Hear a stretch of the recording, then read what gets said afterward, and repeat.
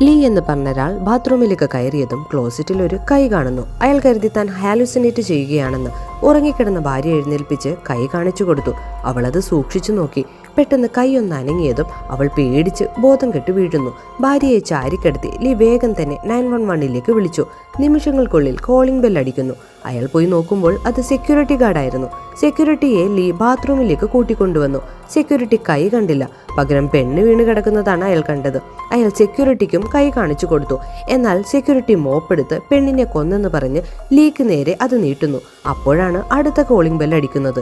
Lee വാതിൽ തുറക്കാൻ പോയ നേരം സെക്യൂരിറ്റി ആ കൈ സൂക്ഷിച്ചു നോക്കുന്നു.